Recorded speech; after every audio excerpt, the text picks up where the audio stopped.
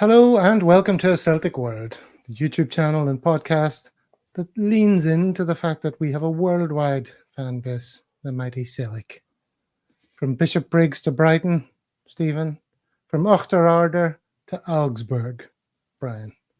Wherever you're watching from, you're part of A Celtic World. And let's say hello to those who are with us today. Stephen in Australia, Monday night regular. What about you? Yeah, all good, mate. Just champing at the bit to get tore into the issues confronting Celtic at this time and all the fun of the fair as we enter the last week of the transfer window. All the fun of the fair. And fresh back from Barcelona, where he was doing some undercover work for Celtic, it's Brian in Ireland. How's it going, Brian? Not too bad. Glad to be back. Yeah, I was over in Barca there for a couple of days, which was good crack. But the camp now, which was quite expensive to be fair. But it's good crack. Incredibly lovely steep. weather and people. Yeah, very much so. I don't mean price-wise, I mean the seating arrangement. Oh, I was talking about price-wise. It's like a building site up there because they're playing the games at Olympic Stadium at the minute. So we're not to see the ground. It's like something of Wiedersehen pet. But it was good. Good to be back, though. Good to be back. I'm deep into season 2 of A Wiedersehen Pet ever since it came up on the pod. You know, I found it, been watching it. First season they're in Germany, second season they're in Spain. They're in Derby originally, somewhere in Derbyshire, and then they go out to Spain for that guy, the Scottish guy, the dodgy criminal type. Great crack. I'm loving A Wiedersehen Pet. Hello to everyone in the comments. There's Monty doing the roll call. Dickie, Stephen, and Brian. We'll not go into any depth about where that comes from. That's an in-joke. If you don't get it, you're going to have to go back a few episodes. We'll start watching from the very beginning of last season. If you've got the stomach for that. Yes, indeed. There's Paddy's in the house. What about you? Saying hello to 420. Tom Mack, Frank Brennan. Lots of the usuals. Michael Ross, etc. Sorry if I didn't say your name. Whoever you are, you're very welcome. As always, if you're new to the channel, hit us up with a like and subscribe. This is season 2. There's a dog barking. Whose dog's that? So I know whose background noise. That's my dog. That's my dog. I'm sorry. Okay. Let's go into mic settings. This is fun, isn't it? Reduce mic background noise, which everyone is supposed to do before we go live, but never mind. I'm just totally chilled out about all that stuff. So, all right. What are we talking about today, gents? This. First of all, we're going to talk about Brendan Rodgers' words and then the Lawwell incident outside Celtic Park, which I'm sure everyone's seen.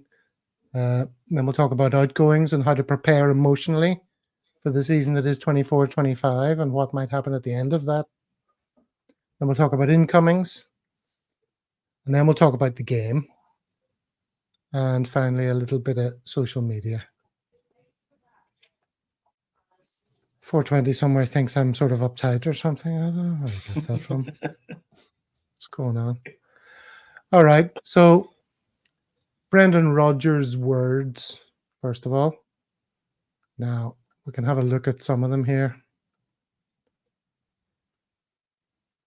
Can you see that at home? I can't see that. Okay. These are some of the things he said. Let's deal with we've got 2 screens here, 2 screenshots, so we can discuss these after each one.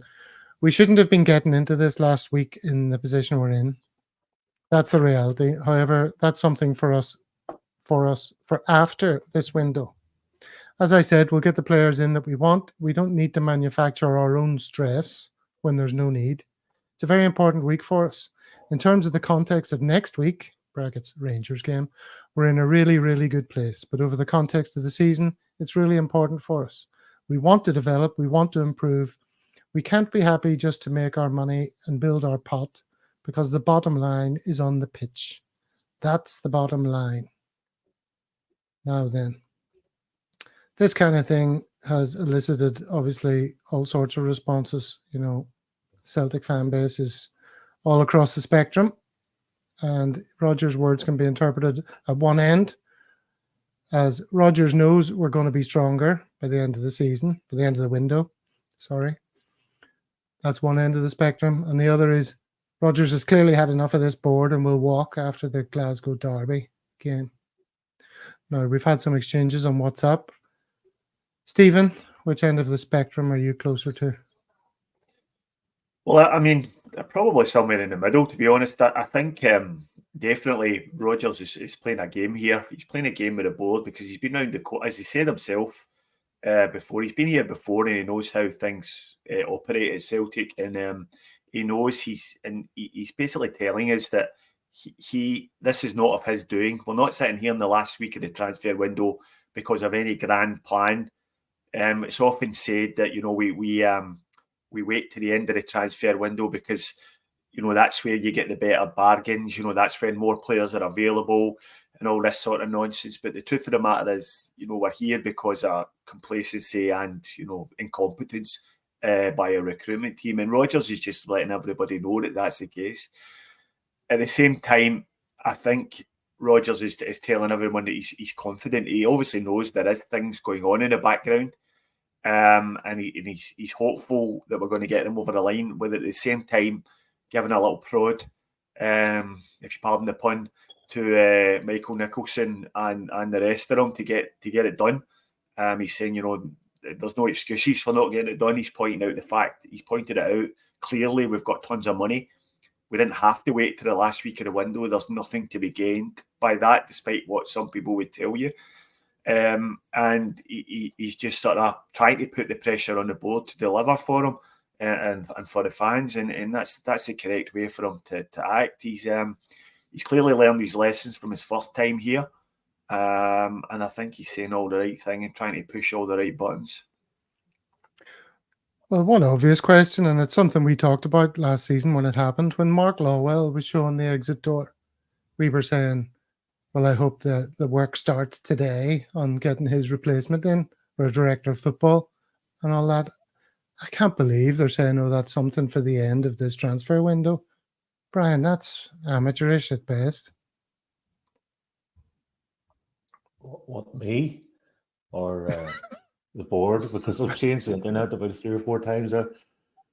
Yeah, I mean, why put the fans through the stress and the strain of it all? And it shouldn't, the money's there. You shouldn't be waiting the last week of the window. I know when Jerry was on, he was talking about getting deals over the line, and in any kind of first quarter, something like 80% of the deals are completed in the last week of that quarter. But you can imagine having the young fella Alex Valle or Vale, a guy from Barcelona. He should have been in now meeting the players and bedding into the system. And yeah, I think it's incompetence, but I was shocked by it. No, it's. I actually watched it when I was watching the game yesterday. I was quite sad because I knew O'Reilly was not even going to be about. Well, we're going to talk all about that. As for Brendan, I mean, I think Plunge is right. He was on form, looked happy and relaxed, but he's also clearly a bit frustrated. Yeah. But I think he's accepting of it, and somehow he seems to think that there's blue skies ahead. I think he's almost given an excuse. Remember, he came out a couple of years ago, was like, if we're not backed, that's terminado. Whereas he said things like, I am here and I'm just happy to be here. And then even yesterday in the press conference, he was like, was that Michael? He's like, he's trying to be a Mr. Comedy, which is almost like exposing. And he's the only guy coming out and speaking to the press. I haven't heard a dicky bird from any other member of the Celtic directorship or leadership. He's the only one speaking to them, Not saying that you want to be hearing Michael Nicholson every week, but instead of putting it on Brendan's shoulders to be what's going on with the team, what's going on with the injuries, let him concentrate on the coaching and someone else pick up the slack. Let's look at the second bit of wording from what he said. The supporters pay the money. I look back to the COVID times. The Celtic supporters sold the stadium out with season tickets and they weren't allowed in it. So we have a duty to put the best team on the pitch. That's what we'll do and look to do. If we can do it by Friday, strengthen the squad, we'll be in a really, really good place. But we want to strengthen and have that depth.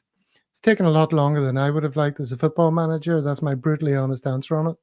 But I will repeat this. If we get them in, then there's still a long season ahead. So it's important that we do get that. And I have belief that we will do. So Brendan has belief. Shouldn't we all, Stephen? Well, we probably should, but unfortunately for me, I can only speak for myself. There's scar tissue upon scar tissue from previous transfer windows, and normally when we get into the last week of the window, expecting a lot of business to get done, generally very little business gets done.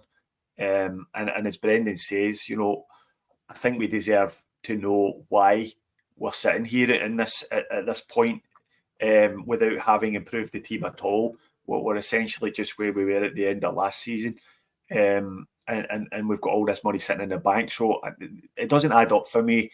And I think Brendan, I think there's a lot of talk going around that Brendan's just happy to be at Celtic now, and is comfortable with his family life. His family are settled in Glasgow and want to live there. And he's just in a good place in his life, and that sounds to be the case to me. He's not throwing any toys out the pram. He's not, jumping up and down and demanding things. He's just telling people exactly what the situation is here, and that he's told the board what he wants, and they haven't delivered it as yet. And he's removing the excuses. Saying, there's no reason why we're in this at this point without having made these signings or spent the money. But he does seem quite relaxed about it, and I think that's just a reflection of where he is in his life. Well, I'm going to take it as a reflection that he's confident that the window will still end well, and until that time, I'm not going to freak out too much. Some people don't adopt that approach, of course, and you will have seen the video of people giving it to Peter Lawwell outside the stadium. Did you both see that? I'm going to play it in a second. Yeah, I did see it.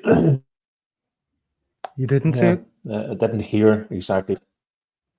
Okay. I mean, it's quite hard to work out what they're saying. I'll play the video and then we'll do our best to see if we can decipher the words that were said, because I haven't seen anyone really nailing that down. So I tried to. Anyway, here's the video.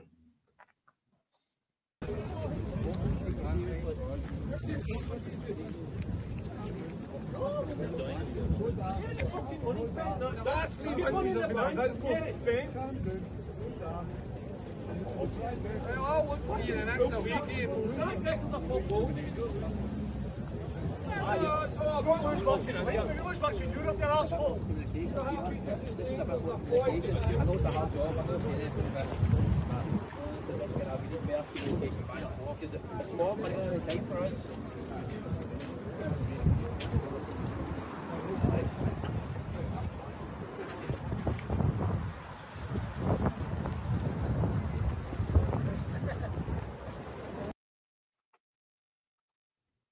Okay, pretty tricky to work it out, but something like this. Fan 1, get this fucking money spent. Fan 2, the last 3 Windies have been abysmal. Back to fan 1, get it spent. Peter Lawwell, calm down, be calm. Something, you'll find out, I think he said. He was giving it to Cam Doon, and you'll find out, because he's such a man of the people, and that's how he always talks. Fan 2, we'll all look for ye at the next away game, possibly. This is my best efforts, can't be certain. Fan 1, you've signed next to fuck all. Fan 2, you arsehole. Fan 3, something's walking away. Fan 2, much in Europe, you arsehole. Now, if anyone in the comments has conducted this exercise and they can add to those efforts, that would be good. I don't reckon he said you'll find out. I reckon he said we're no daft. We're no daft? Mm-hmm. Okay. I've heard other people saying that's what he said. Cam Doon, we're no daft. And i.e., we know what we're doing. Mm-hmm. Well, what do you make of this overall? What are your reactions? Stephen, do you approve of this sort of thing? Is it no bad thing for him to hear this from somebody? Or is this behaviour unbecoming of the fans? Well, first and foremost, the first thing I'd like to say is this sort of incident is exactly why Peter Lawwell shouldn't be the chairman of Celtic. He's just a guy who's such a toxic figure with a huge section of our support, and he's probably the only guy at the club who this would have happened to outside the game. So having said that, you know, I'm not going to sit here and criticise 2 or 3 Celtic supporters standing in the pissing rain in Fergusley Park in Paisley, who pay their money to follow Celtic up and down the country and are just voicing their frustrations at what they see as an unbelievable situation and a strange situation, and they want answers. You know, I've heard a lot of people saying today, was it the time and the place? And I think there's a few people in the comments saying the same thing. But what is the time and the place? You know, we don't have these answers. And as Brian alluded to earlier, nobody's speaking. You know, Michael Nicholson's not speaking. You know, Chris Mackay's not speaking. Peter Lawwell's not speaking. So where do the fans get these answers? And, you know, as for the way, you know, the language that was used, you know, Celtic are a club that's followed by working class people. And if you want, you know, an erudite sage to be delivering the argument to Peter Lawwell, then you're probably in the wrong place. So, you know, you got to just suck it up because that's what's going to happen. These guys are frustrated and they voiced their frustration.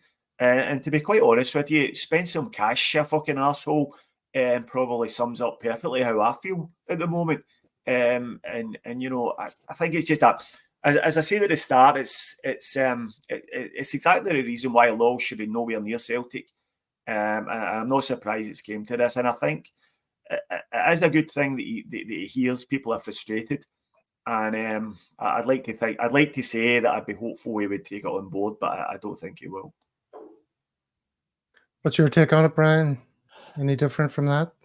No, I just think he shouldn't be there. He's divisive no matter what you do. Is he worth the hassle having him around? Does he need it at his age? What's he, mid-60s? Does he need the hassle of people going up and giving him grief? And he just doesn't seem to ever. It's always been reactionary for me. He always seems to react. Like it's even the time we got Robbie. Remember, got Robbie Keane in. Remember Mowbray was crashing it, losing every game.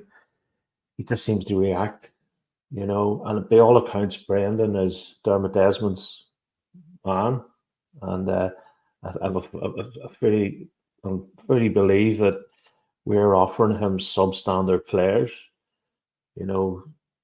And Brendan's going, no, don't want it. Got the system obviously, so saw that yesterday. The system's working really well. But it's in terms of stress test that we lose 1 or 2 of those key players, like AJ, CCV, Rio, Kalmak. Yeah, we're definitely going to get on to that as well later. Brian, you love jumping the gun. Sorry. This is the Lawwell incident we're talking about. So, I mean, I know you poured through the run sheet in great detail, so it won't come as a surprise to you what's coming up later. So, I mean, the thing is, it is a genuinely incredible situation, though, isn't it? And it's something that just doesn't make any sense. Why are we, you know, inflicting these self-inflicted wounds on ourselves at a time when the club should be riding high? We're on such a wave of euphoria after winning a double last year, and all it would have took was a few strategically, you know, good signings in the early part of the window, and the support would have been high as a kite. They've been throwing money for merchandise. They've been buying tickets left, right and centre. But it just doesn't make any sense why we're sitting on this pile of cash. And I think that's the problem. Nobody's telling us. I think in the annual accounts last year, there was the chairman's statement mentioned the fact that they were keeping these cash reserves in case they don't qualify for the Champions League one year, and they were keeping these cash reserves as a buffer. But then 6 months later, in the 6 monthly update, he said that they recognised the strategic inefficiencies or something like that of having such a large amount of cash in the bank. So even the board are changing their tune as far as this money in the bank's concerned. So I think the fans deserve answers. Brendan Rodgers, as we've mentioned already, is the only one fronting up to the media, and he's telling you this is not his doing. He's asking for players and they're just not being delivered. So it just doesn't make any sense. And I think the fans deserve answers. And if you don't get answers, rumours abound. You know, social media is full of it. And this sort of frustration just boils over. Well, that was voiced in the Celtic Star here, this article saying it's like the kind of behaviour you would expect to see at the Rangers. And it's not sort of, it's not the way they go about things. There's some amount of snobbery kicking around today, you know, because of the way these guys spoke and the thing, you know, the language they used. But come on, Celtic are a working class club with a working class support. You know, that's just the way people talk in the west of Scotland. You know, and they'll call a spade, and you'll get called out if someone's got a problem with you. So, you know, I'm not getting this. I'm not getting this absolute horror because he called him an arsehole. No, I mean, come on. Who doesn't use language like that? Imagine, even in the board meetings, you know, you think they're, you know, keeping it all 100% polite and decorum. You know, and I go back to my earlier point. If that's not the right time to place, then when is? I'm open to suggestions. When is the right time to place to voice your frustrations? That just is no medium for doing it. And someone asked there, just Mahesh, I think, asked, do Celtic have shareholder meetings? And somebody else in the comments answered yes, but the questions are all, you know, what do you call it? Checked and rubber stamped, and they're not exactly probing. As the resident Celtic shareholder on the show, yes. I'm a bit of a veteran of these AGMs, and it is a completely staged managed affair. There's as many questions about how hot the pies are as there is about transfer strategy, and they pick the questions, and they also you're not allowed to ask any follow-up questions either. You ask your question, they give you a 9 times out of 10 a bullshit answer, and you don't get to follow it up. So, you know, it is completely stage managed, pointless. There's enough proxy votes there that everything the board want gets passed, and it just ends up being another frustrating exercise. Among other frustrating exercises, Brian, and one that you're itching to talk about, is the departure of Matt O'Reilly. Apparently, Moneybags EPL club did splash out on a seat with extra leg room, an extra 10 kilograms of luggage, and his choice of tea or coffee. Meanwhile, Adam Ida gets flown up from Norwich to Glasgow on Dermot Desmond's private jet. Yeah. So how upset are you genuinely by his departure? I want to know. And we always knew this time was coming, but it was just I saw Greg Taylor on corners, and you know, that was funny, wasn't it? That was yeah. But you know, hey, the king's dead, long live the king, and all that. You know, I wish him well, and he's been a fantastic pro, and hopefully the rest of his commitment and hard work will be, you know, will bring the next generation on. You know, but you know, he has gone with our blessing, albeit hopefully it'll not work out for him and he'll want to come back and all that. But no, we've had a great 3 years out of him, and if he bides his time, he'll be playing for Liverpool or Chelsea within a couple of seasons. And well, that remains to be seen. We've absolutely no idea what's going to happen to him. We had this conversation on a previous show, like Paul saying he's destined for the very top, and I said, well, we've thought that lots of times, and it hasn't worked out after they've left us, you know, for a variety of reasons. It's all about getting his chance as well. You know, he got his chance because Turnbull was injured, or you know, he was able to come in and do a variety of positions for us. Aaron Moy retired, and Ange left, and Brendan took over. It was a confluence of happy factors for him. So,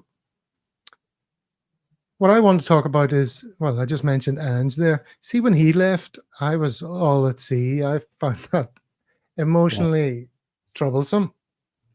And compared to O'Reilly leaving, that doesn't even touch the sides, O'Reilly leaving, because I've been prepared for O'Reilly to leave all season long. You know, when this season started, I was thinking, I'm watching this season knowing that this is the last season we're having of Matt O'Reilly. So that was very useful for my sort of mental health stability. I see some people pulling their hair out and gnashing their teeth at O'Reilly's left. Me, I'm grand. So let's do our viewers, Stephen, a favour and work out how to prepare emotionally for the season ahead. So what 2 players, Stephen? You give us 2 players that you think we should emotionally prepare for right now that are leaving next summer. And we're not to be upset. Let's enjoy them. Next summer, I think probably Rio Hatate. And I think if he doesn't leave this summer, and I also think a bit of a smoky, certainly after the game yesterday, Alistair Johnson. I think there's going to be teams coming sniffing for Alistair Johnson, and I think he's the type of player. He had a great CONCACAF tournament over in the US, and he was named in the team of the tournament, and that raises his profile. So I think we're going to come under pressure to lose him by next summer. So I think he's maybe one that will be on his way. Obviously, Kyogo, there's speculations there about him, but I'm not too sure about that one. But I think Alistair Johnson will be the hardest one to take because he's a very good player hitting form at the right time. Well, Stephen, you took the words right out of my mouth. Must have been when you were kissing me. Again, as the song goes. Even though we've never met in person, just online, cyber. You can do all sorts of things online these days, Gav. I tell you, I'd written these notes like before the game. I had this thought about, I'm going to bring this up on Monday, and I had Hatate down. He's the obvious one, I think everyone would mention. But yeah, I had Alistair Johnson down. I think he's on a trajectory. If he has a good, strong season, and I kind of feel like he's here for a good time, not a long time. He's here to use Celtic as the wonderful, stepping stone that it can be, and that can work to our benefit as much as the players. And the only other 2, Brian, I was going to say are sort of honourable mentions in this regard are our other 2 Japanese players, Kyogo and Daisen Maeda, which would break your heart, I think. So you better start preparing for that. No, I don't think Dyson's going to go anywhere. I think he's here for the long haul. I think Kyogo could go this window if the right money is available, and but Kyogo to me hasn't been at the races for a period of time, and I'd say we need another striker regardless of whether Kyogo stays. But Maeda is. Jesus, Sutton said he's the best pressing player in the world yesterday on the commentary. We just can't lose him. I agree, AJ. He's like, maybe it's just the Canadian American confidence thing, but he was like being interviewed and it was like, yeah, we're working like this with Brendan, and it's all anyone else would have said the gaffer or the boss, whereas he called him Brendan. So to me, that's sort of, I don't know what I'm trying to say, but there's that kind of air of invincibility with him. Yeah, he's got the eye of the tiger, and he's on a journey, and we're part of his journey, I suspect. Yeah. Funny you should mention that interview, Brian. Did Stephen correctly pointed out on a recent show that I seem to have some sort of condition when it comes to like words and spelling, all that kind of stuff, and pronunciation. Did anyone else notice how Johnson overuses one particular word? I've seen it in previous interviews. I clocked it. But in the interview after the last game, it was really apparent. Either of you, can you offer what that word was? Or anyone in chat, what one word does he repeat far too much? Let's see if anyone can give us that answer. I've got a little video to play here. Either of you 2? No, I've got nothing. Team, is it no? No, it's again, and we're going to check the word count of again. Many chances either. Is that from your point of view? Is it just that consistency that keeps going? You're really building momentum there. No, definitely. And again, I think we take a lot of pride in that as an entire team. I think that any team that I've been on that's kept clean sheets like this, it's something that's instilled from the front, the attackers, all the way to the back. It's not just the defenders that love doing it. You can see it. I mean, again, the work rate from our front line. it takes the quality out of the passing, and again, the reactions whenever we lose the ball just makes our life so easy at the back. And again, I think Casper's been pretty happy back there. Only a couple shots again. So again, it's doing all the little things right. Again, as Cal said, there's things that we can clean up to take ourselves to the next level, and we're going to keep looking at that. But no, it's been a really good start to the year so far. There you go, 7 against. 2 teams. Never noticed What do that you think before, but you're bang on. Oh my God, it's brutal. What about the musical accompaniment there, Brian? Of course, yeah. The Forest by The Cure. Yeah. Stuck with James Forrest on the wing. Yeah, not quite. That's right. Not quite the Right. shut up to your face, like.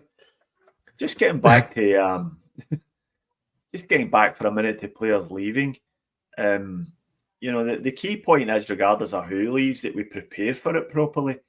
And if Alistair Johnson, if we know that we're going to sell Alistair Johnson next summer, we should be preparing for that. And that means bringing in his replacement either now or in January, so that when it comes time to sell him, it's a seamless transition to the new player. Now, we're hearing that now Matt O'Reilly's gone to Brighton. At the risk of jumping ahead again, we've opened discussions, or we've made a bid for some player, this player or that player, as perhaps Matt O'Reilly's replacement. So that's not the way it should work at all. You don't wait until after you've sold the player before you start making contact with clubs. That should all have been done by now, and his replacement should have been in the building before he leaves. So that's where we're falling down. I don't mind the player trading. That's where we are in the food chain. We're going to always lose players to the bigger leagues, if certainly not bigger clubs, but bigger leagues. And we just have to prepare for it much better than we have done in the past. Right, we better get on with the player speculation. We're up at the half an hour, and remember, we've got to go through the game. So the way this is structured, we need to make some progress. So Bogusz, I think it's pronounced. He started in the League Cup final. I hope you've got that right, Gav. We're checking that pronunciation. Of course, yes. Well, I've done some research, obviously. I don't just wing it. You've had 2 So goes at Bogusz, it there. One is it? I corrected myself, quite sharpish.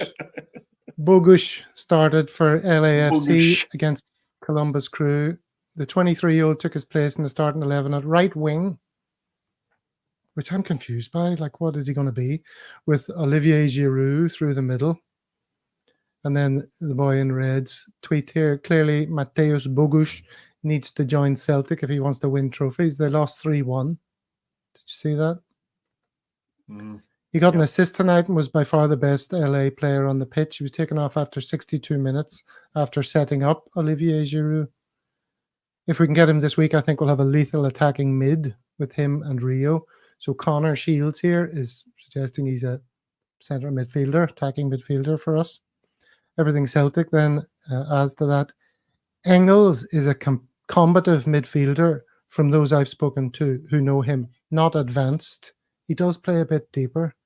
If you watch his highlight reel, he's kind of more in the Hatate sort of space than the O'Reilly space.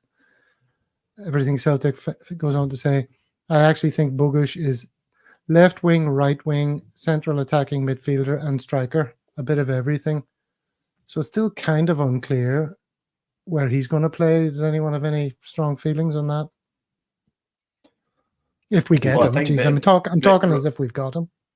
Rodgers mentioned that if Matt O'Reilly leaves, he was looking for 2 midfielders. So I think we can sort of make the assumption that he considers this guy to be one of those 2 midfielders, and if we are indeed interested in Engels, he would be the other one. So that makes sense, because one of them's more attacking and one of them's more of a sitting midfielder. So I think you see him as a midfielder. But one of the requirements to play in a Brendan Rodgers team is you have to be versatile.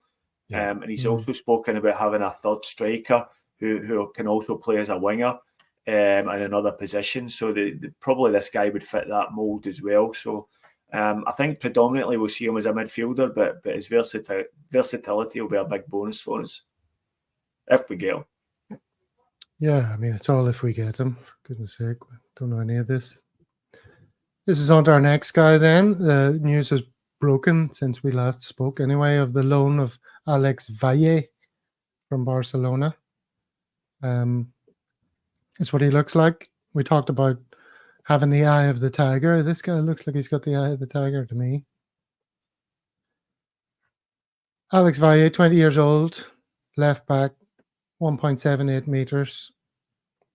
Ball control, pace, dribbling, defensive work, blah, blah, blah. Very technical and offensive left back. He's going on loan to Celtic. This has come from nowhere and is sounding very close to finalised. There you can see some of his stats. He's 20 years old, 5'10", left back. Current team Barcelona. Was out on loan at Levante last year. Spain under 18, 19 and 20. And the Barcelona fans, some of them are they seem to rate him. They're sort of quite upset that he's going out on loan. Now, have you turned, I don't know if you've just read about the terms of this deal. It's not an option to buy or an obligation to buy, but there's a clause that for €2.5 million, is it? That somebody can buy him for that, right? Is that your understanding, Stephen? Yeah, when it's the same in every new contract in Spain includes a release clause in the contract and how much it would take to trigger that the club have to sell him. And for him, it's pretty low, around about the €3 million, I believe. But I think a lot of this is to do with the fact that Barcelona are really struggling financially.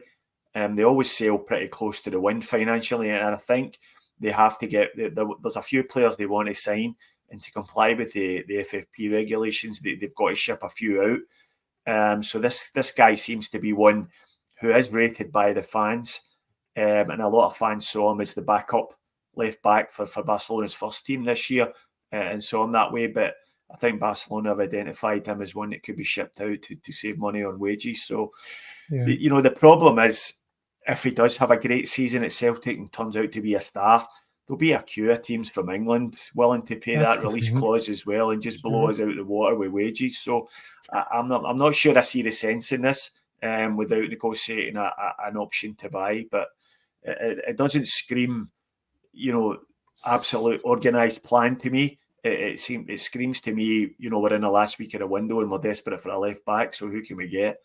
And I think that's what's behind this. Brian, do you want to make the counter argument? 5'10" left back from Barcelona going to help us in Europe, maybe win a game or two in Europe, pays for itself, the loan deal. I'm thinking of the Kuhn situation. He was at Bayern, Ajax, and Bayern, then came to us. He's been at your guy Alex Valle has been at Barcelona, was loaned out. He looks as if he's got the eye of the tiger. He's something to prove. He looks around him, your man, Yanil, the Barcelona 17-year-old, and he's probably come through the ranks with him. Well, I want a piece of that, but it's low risk. And again, look at Barcelona, they had to get rid of Gundogan because of the wages. So if there are deals like that to be had, let's do it. That's right. Why didn't we just buy him? Barcelona obviously want to loan him out. There's too much competition.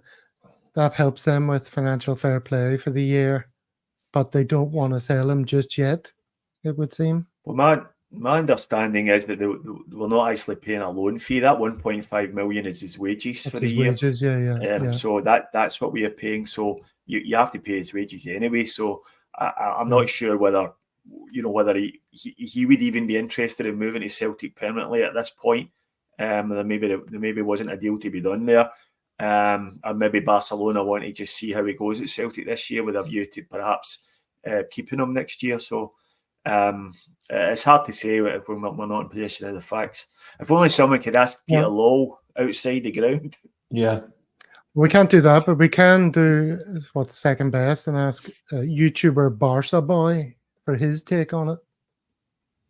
Covered. I have no issue with the loan, of course, with the quite clear that Hansi Flick doesn't really fancy Valle at left back. At right back, of course, he has Hector Fort, he has Jules Koundé. We might bring in a right back as well, whether it be Marc Pubil, Joao Cancelo. So this will, I think, this Vai exit gives a lot of indications. Number one, Flick does not rate him as a left back. Number two, he rates, of course, John Martin as a left back ahead of him. Number three, he is third in the pecking order for the right back position. I think personally Alex Vai impressed in preseason, especially at right back. The assist that he got in the few games, of course, memorable one was the outside the foot cross to Pau Victor in the Clásico. Played a solid game. So the fact that he's going out on loan shows that maybe there's something else that's behind the scenes not happening too well, or maybe Martin and whoever the Hector Fort are just ahead of him in the pecking order. He wouldn't get any minutes, but if he's not gonna get any minutes, I think a loan move is good for him. Very interesting destination for a Spanish player to go to Scotland, but of course Celtic, I'm pretty sure, are in the Champions League. That'd be a good move for him to get some European experience. Top flight, of course, in the Scottish division, fighting for the championship, week in, week out. So it's a pretty good move for him club-wise. I think just the country is gonna be quite a shell shock for Alex himself. Again, renewing his contract is a very strong move by Barcelona, of course, to retain his value. So he will come back in the summer. We'll kind of reassess how he does. Of course, I think he had a pretty successful note overall last season at Levante. We thought he would come in this summer, really prove why he should be the backup left back. But it looks like Gerard Martin has taken that big step ahead of him, of course, in the eyes of Hansi Flick. So there you go. What do you take from that, Brian? Yeah, I think it's Barcelona just moving a few pieces around the financial fair play, and they've obviously trying to make a move on someone else. But he looks at, anybody that comes from that academy, they're going to be 8 out of 10. You know what I mean? When was the last crop player really come through Barcelona's academy? You know what I mean? Even if they didn't make it there, they've went on to Arsenal or. Yeah, but I think anybody like that, they'll have the big game mentality that, that's Barcelona, 80,000 a week, be happy enough fitting into, anybody. He's young, he's athletic, he's got that kind of guile about him, get him in. Yeah, he looks like a decent player for sure. Michael Ross are struggling with that commentator's Catalan accent. Yeah, he plays both right back and left back, Kaiser. Most of the clips I saw him today was playing right back. So, and he certainly seemed to have spent most of the pre-season playing right back. So, I'm not too sure what's his stronger side. But it's also interesting to note that that Greg Taylor hasn't signed a contract extension that's been put in front of him. So that's the left back position is really right up in the air at the moment, and I think that's probably why a lot of people would have liked to have seen something a little bit more permanent put in place here, especially. With all the time we've had to look at this position, maybe, seemingly just about 3 years now. And there's also the speculation that's just not going to go away about Kieran Tierney potentially coming back as well. And if this guy is definitely a short-term stopgap for the year, and if they are actually expecting Greg Taylor maybe to move on, then that might make some sense. You can keep talking. I'm not going to go through all this. I'm just putting it up on screen in case anyone's interested to read it. This was provided to us by Gastro Celtic, our very own Ian, where he used the Grok feature on Twitter to get AI to help us with all the details on Alex Valle. Praise for his ball control. Crossing ability is exceptional. Speed and agility. He's got a high ceiling. Weakness, his youth, his lack of experience, room for improvement in his passing, etc., etc., etc. Fan sentiment, fans optimistic about his future. That's Alex Valle. Another one he sent us, which we're not going to have time to really dissect too much, is Gustav Isaacson. You've seen this one. We're now linked with this Danish midfielder, another midfielder. This has come from nowhere. So this is some other player. I don't know. I think we're going to have some red herrings at this time of the season, aren't we? Surely, just names popping up that mean over there. I try not to get too bogged down in individual names until there's something of substance there, because I think between now and Friday we're going to get linked with about 50 players, and there's going to be rumours that we're at various stages of signing these guys. So all we've seen about Isaacson today is just reports that we've made a bid for a loan with an obligation to buy. So I don't know much about him as a player. I know Lazio signed him, I think, only last year for €10 million or there or thereabouts. and he's he's a on the winger. cusp of the Danish national team, so he's definitely a good player. Yeah, but no point spending too much time on him Yeah. at this stage, No, as you say. Yeah, so the overall picture, which I was sort of assuming, from the names that we were linked with for the past sort of few days, the overall picture, I think, Brian, was looking like this. 1 done, 3 to go. Alex Valle, Mateusz Bogusz, Arne Engels, and Austin Trusty are the 4 correctly pronounced players, I think, that seem to be in the driving seat to come to us. The left-back talk has changed overnight from those other players, the guy from Liverpool and the guy from Ajax. Yeah, I think that's done death. Done one back's dead in the water. So how do you feel about these 4 coming in? Yeah, I mean, they're not what you call marquee signings, but it's Alex Valle is what we need. Bogusz, he's playing in America. I don't know what the level is. I'm excited by Engels. He's played 100 games, senior games for Augsburg. And the German, I would follow the German league, second division and all the rest of it. They're always good for now bet. Goals scored. They know how to score goals and they're physical and they do the basics right. So if he can come in and do that. And then the other guy, Trusty, I think did he play Columbus Crew or somewhere like that? He's American. Trusty's an American guy. Yeah. He was signed by Arsenal. He came over to Arsenal and I think they loaned him out and he had a couple of half decent loan spells. And then got a permanent move. So again, I don't know too much about him, but he's certainly a left-sided centre half, and that fits the bill for what we're looking for. But quite a similar profile to Cameron Carter-Vickers, to be honest. Not just the fact that he's American, just the fact that he signed with one of the bigger English teams and has had a couple of successful loan spells. So that might be one to keep an eye on. Well, another thing we have to keep an eye on is the time, and we're up to 47 minutes, so we better get on with looking at the game that we've just had, another successful outing. Let's run through these. I'll send these out to you, alternating between the two of you.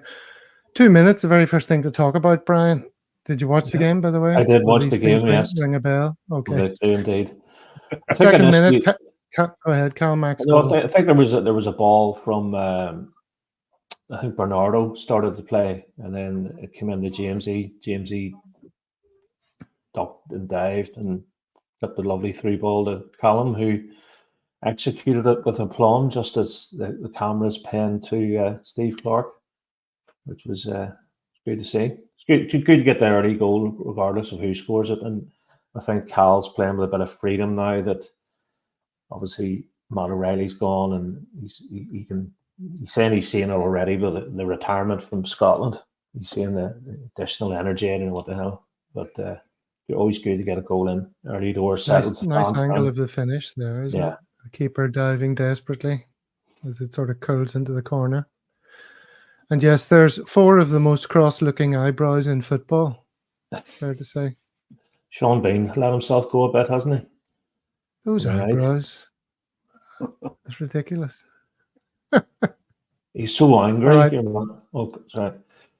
Well, here's another man who's sometimes quite angry. At least he's aggressive. Gogic. Yeah. Stephen, he's fucking so important to how they play. And he got carded in after 4 minutes, which is the last thing you want to see if you're a St Mirren fan. Yeah, I think St Mirren's approach to the game was fairly industrial, not to put it too mildly. I think they just, all they had in the locker really was long ball. Any chance they got to put a long ball into the box, and win headers and second balls, anywhere they got a throw in the attacking half of the field, they were trying to throw it into the box. So they really had nothing except for this. And when your man Gogic, who's just really a big thug, to be honest with you, but he is a guy who gives us problems just because of his physicality. So when he went in the book early on, he just nullified his threat because he's like one mistimed tackle away from a red card after that. So he got hooked at half time, I believe. and then he didn't play much part in the game. But St Mirren were absolutely terrible. 10 minutes, Forest fails to latch on to Hatate pass. Hatate was occupying that space quite a lot, wasn't he? Somebody mentions there. Mahesh, I think, in the comments, talking about him playing in the sort of false 10 role. Slips it through. Do you remember this? Just ran under Forest's feet. Brian didn't get a shot. Not much to discuss on that, actually. Let's keep it moving. Forest squares to Maeda. Shot saved. Not sure if I can quite remember this shot. But there was another chance in the box. Yeah, Ida should have. Ida had a chance, didn't he? Oh, that's right. Yeah, Hatate took a shot. The keeper said that shoots. Ida came in a follow-up, but I think he was in an offside position. So even if he'd scored that, I think it would have been ruled out. And this was the one where he tries to get a touch on it, Ida. Almost a great cross from Forest to Ida. You can see Forest has just released it there, but the defender sort of slides in and gets it. But one of those ones that could easily have found its way. And Ida was again in space. He was in space all night, making runs all night. Of course, everyone's lining up to tell us now that he was a total waste of money. Because, there's a lot of Celtic fans can come to conclusions very quickly. And that's their conclusion. Yeah, but I think that's absolute nonsense. I thought Ida played very well. I thought that during the game. I thought his hold-up play was excellent. I thought his running off the ball was excellent. He didn't really have any glaring misses. He had a couple of half chances which he wasn't able to connect with. But I mean, let's also bear in mind here that Kyogo hasn't scored yet this season. Yeah. So it's not exactly, we're not depending on Ida for to score goals. But what he brought to the team, I thought, was excellent in terms of holding the ball up, backing out of defenders, giving us an out ball, and making himself available. So I was quite happy with how he played, and I don't know where all this stuff's coming from, that he's a terrible player all of a sudden. Because he had a few sort of dodgy touches. He had quite a few opportunities and he didn't score. He nearly flicked this one. Do you remember the ball that AJ put back across goal, and he tries to do a wee flick, doesn't quite come off. Here's another example, 20 minutes. Lovely Hatate ball up to him. And he almost takes it and gets it in front of him, but just sort of stumbles. And that was a great example. That was a great example of a brilliant run in behind. The timing of his run there was absolutely excellent, and it just didn't sit for him. So I think, I think he's been overstated. People saying that he played badly. I thought he was fine. Yeah, he was fine. This wasn't a great shot though. Brian goes with his left foot. Pretty weak sauce. Trundles into the keeper. Mightn't even have made it across the line. How about, there was a few penalty shots in the game, at least two. This was the Maeda penalty shot. Were you jumping out of your sofa, spilling your beer all over your t-shirt? That's Gogic, isn't it? Up his old tricks again. It is, yeah. I wonder if that fed into the fact that it wasn't given, because he's already on a yellow. Yeah. So it's not just a yellow, it's Jurovski. I think the reason it was, one of the main reasons it wasn't given was because Maeda bounced straight up again and tried to get a shot away. But I think if he had stayed on the deck, they probably had a bit more of a look at it. I think, from my point of view, I've seen them given. I wouldn't say it's the most obvious penalty I've ever seen. And I'm not, probably looking at through the prism of the final score. I'm not too worried about it. But I've seen them given, and you would imagine Rangers would have got that one. 33 minutes, Hatate goal. Johnson ball to the far post, intelligently nodded back by Maeda. When I first saw that, I thought it sort of just bounced off his head, but watching it again more closely, it's a good assist from Maeda, and then Hatate slams it home, Brian. Yeah, Hatate was playing with a smile on his face again. He is quality. He's not as consistent as Matt O'Reilly, but if we can get a tune out of him, and we missed him for fair chunks of last season, we can get a tune out of him and keep him. I remember him coming off in the Champions League. It was a second game against Lazio. He came off early doors. He was devastated. Then he missed out on he played for Japan in the. It wasn't the World Cup, it was the Asian Cup or whatever that was. and he got injured, and then he started I'm not good enough at this level. I can't, And I think if we have another season out of him, he could have a great season if we can keep him fit. And yes, exactly. And that's what the thumbnail and the name of this episode's all about. New top boy's reign begins. Yeah. In the same way as Jota was the top boy and then he left and O'Reilly rose to fill the vacuum. O'Reilly's now left. Will Hatate fill that vacuum and give us a stellar season before he leaves us at the end of the year, as we all predict? One thing I would say about Hatate is it too much to ask for us to get him a green mouthguard? All the important questions. Yeah. Well, I mean, surely these things come in various colours. It doesn't have but to be. Hugo, do you like Hugo's yellow one? Yellow, makes him don't look like a Jakey. Oh, no way. It's horrible. At some points last year, he actually came out with a blue one, but that was pointed out to him. There was not a great idea. But come on, Celtic. Surely we can invest in a couple of green mouthguards. Surely we can. Right now, AJ was given the Man of the Match award, and I thought it was clearly Hatate was the Man of the Match, but mostly because there was a couple of moves that ended with AJ not quite executing the final pass, and this was the most obvious one. Lovely pass and movement to get to this point. Look at the space there. That's Forrest, isn't it? Going through, yeah. And AJ undercooks it and plays it in such a way that the defender is able to get across, which I thought was criminal. Do you remember this moment? Yeah, I thought Hatate was given the Man of the Match, was he not? I thought it was the TV channel that I was watching. I think I was watching it on the Sky Sports coverage. I thought they mentioned that it was Hatate that got the Man of the Match. But anyway, I thought Johnson played really well, but I do agree with you. Yeah, he had a couple of loose passes. There was one in the second half as well where he gave the ball away on a very little pressure. But all in all, I thought he had a really good game. But yeah, I agree with you. I would have said Hatate was a few levels above. Another Maida penalty shout, which we'll just skip over unless anyone has something to say about this one. Was this maybe the one he jumped up straight away? I can't remember. Anyway, we don't have time. 47 minutes now into the second half. Hatate feeds Forrest. You remember Hatate running through, and he hasn't released it. Eventually he releases it.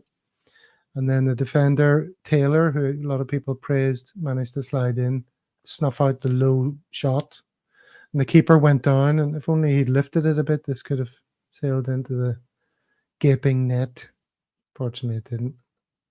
You jump in here. I'm going to keep talking because we're on 58 minutes. So if you want to particularly say anything about any of these incidents, do so.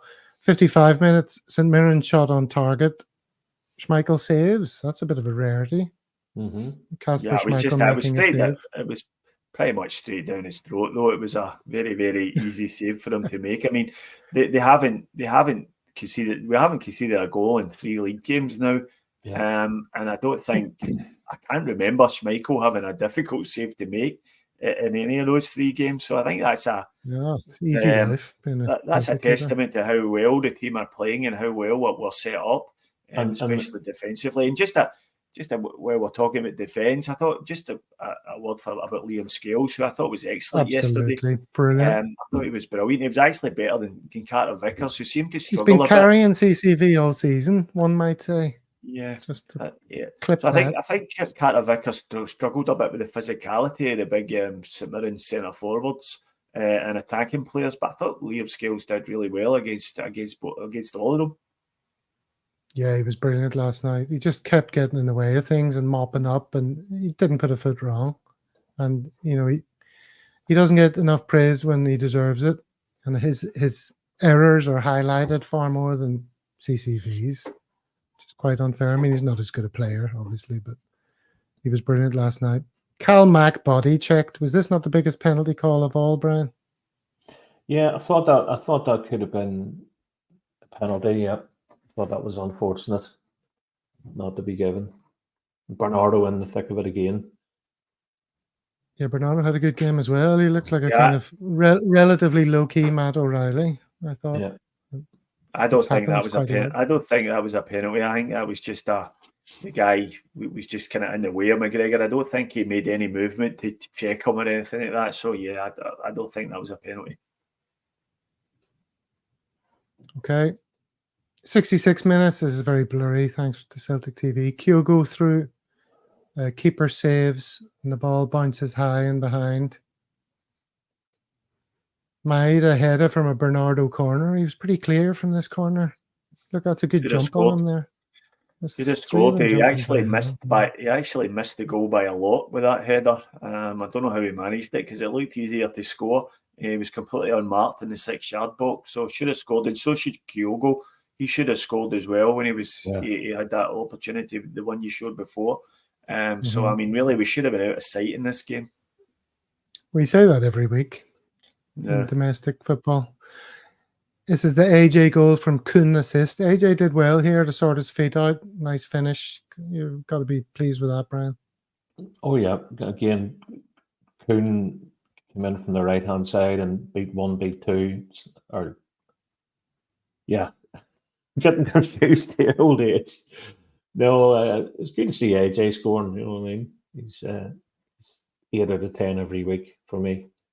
And it's good that the goals are coming from all around the place. We're not having to rely on, well, if he does not scoring, Kyogo isn't scoring.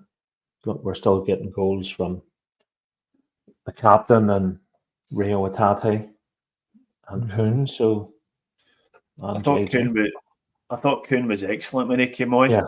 He's just such a different player from last year. It's so direct. And he's just committing defenders, and they just don't know what to do with him. They don't know whether he's going to go outside or inside, and that's what you want from your winger. To the point where I think he'll start. He'll start against Rangers next week. I don't think he'll start Forest in that game. I think Kuhn will start, and he'll give them all sorts of problems with his direct running. This was the incident on 75 minutes. Greg Taylor and Rooney were both carded for seemingly Rooney clipping Taylor's legs. You heard that you heard that in the commentary. They were sort of making light of that. How could that happen? A word for Francis Turley, Brian. Lovely to see. Competitive debut. You know, I was looking on Twitter and stuff there about his uncle was on saying, you know, there you are, just the nephew running out at Celtic Park. Or not Celtic Park, but running out for the Celts. Good to see. You know something, he didn't look out of place of the few minutes he was on, you know. And again, has the confidence, and obviously next week we're playing the Mankey Mob, but I'd like to see him getting a bit more of a run out against the sort of lower teams. You know, I'm not too sure, Ross County or something like that. You know, maybe give him a good half an hour. You know, if there's.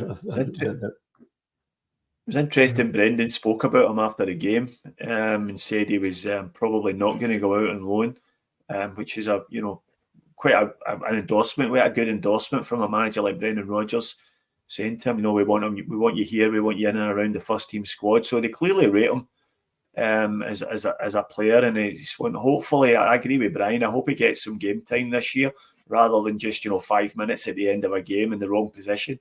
It'd be good to see him getting half an hour, maybe in a League Cup tie, or maybe even a full 45 minutes in a League Cup tie as the main striker, because I believe that's his main position. Is this a striker? I was just going to say, with all these midfielders getting bought, how's he going to get a sniff? But if he plays up front, no, I mean, I stand to be corrected here, but I think he's a striker. Well, he seemed to be playing in midfield last night or yesterday.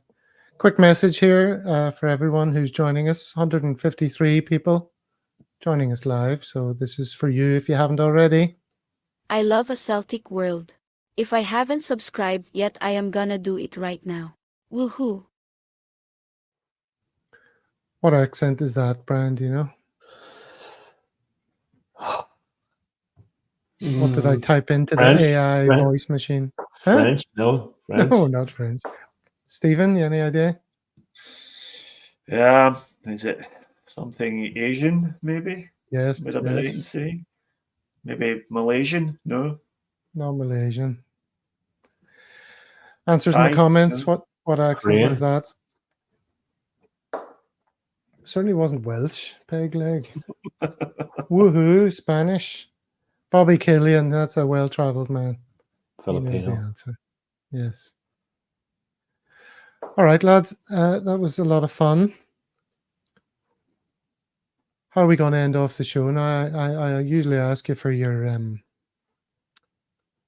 social media stuff. What else have we not discussed? We've discussed Alistair Johnson, Rio Hatate growing into the main space, lame scales, flawless performance.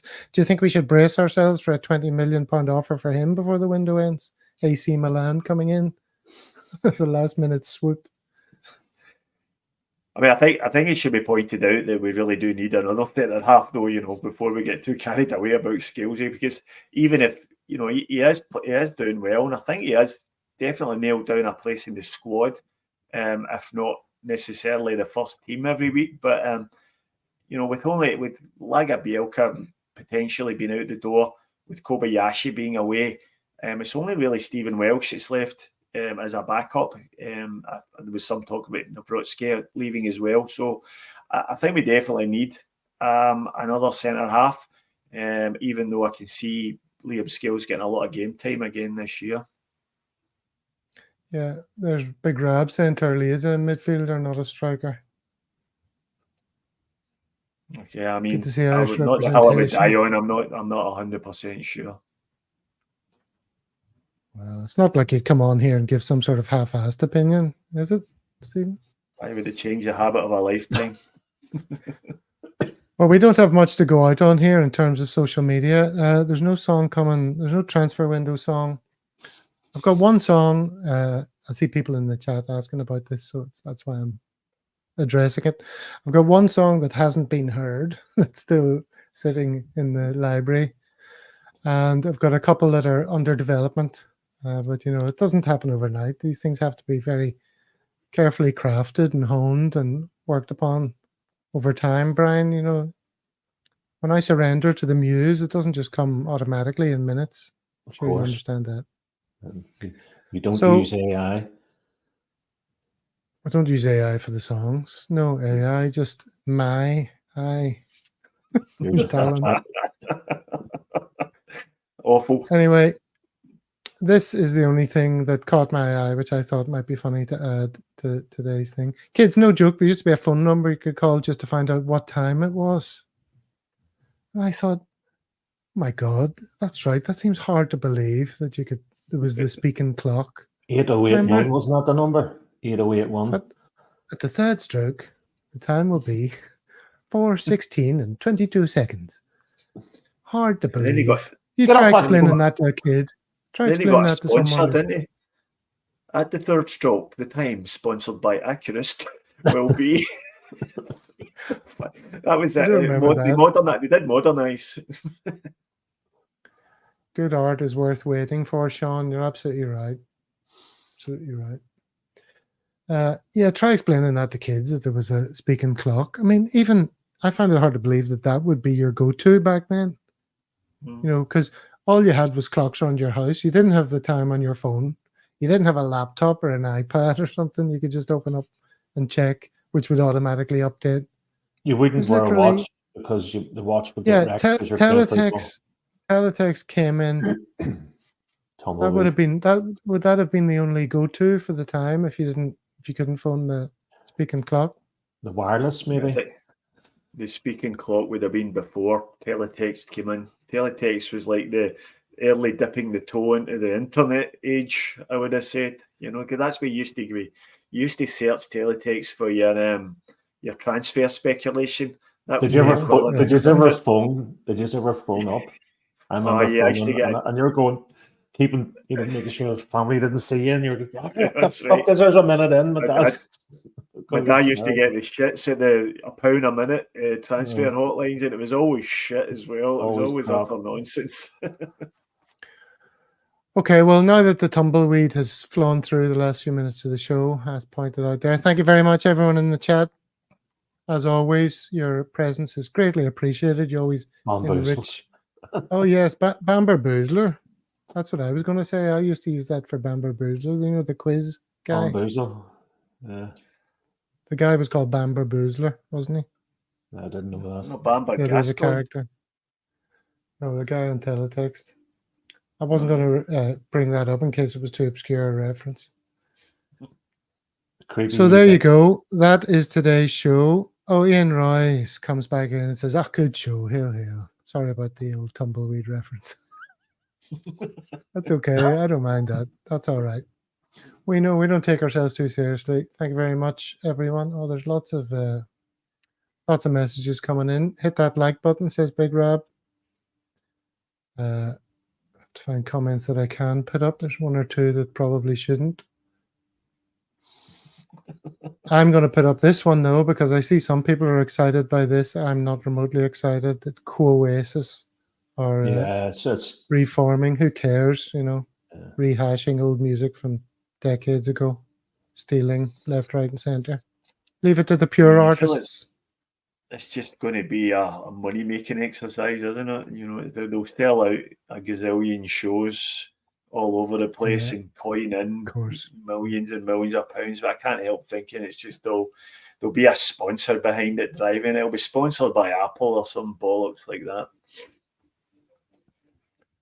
Yeah, so I'm sorry if I upset you by not being an Oasis lover. But it's just the way it is. There's plenty of people out there making original music. You should support proper artists. You know, they've had their day in the sun kind of thing, you know. The sunshine. Nah. Do you know what I found? Live Forever was written, you remember, I don't know if any of you know this, but I only found out recently, was, do you know the Nirvana song, I Hate Myself and Want to Die? So whenever they have a song called I Hate Myself When I Want to Die. And then normally played at birthday parties, that one, isn't it? But played at Kristen's bar mitzvahs, you name it. And your man Noel Gallagher was that pissed off. He says that was sort of the music for the generation. He says, well, fuck that. I want to live forever. And that's how the song actually came about, which is one of their better songs. It's a song they're not ripping anyone off. You know, so there we go. Well, if you ever watch any of those videos on YouTube, it's like 20 Oasis songs that were completely taken from elsewhere. It puts it all in perspective. Anyway, we've talked about them for far longer than I intended to. All right, everyone. Love you very much. Thank you for being with us, as always. Great crack. See you on the next one. Hail, hail. Hail, hail. Hail, hail.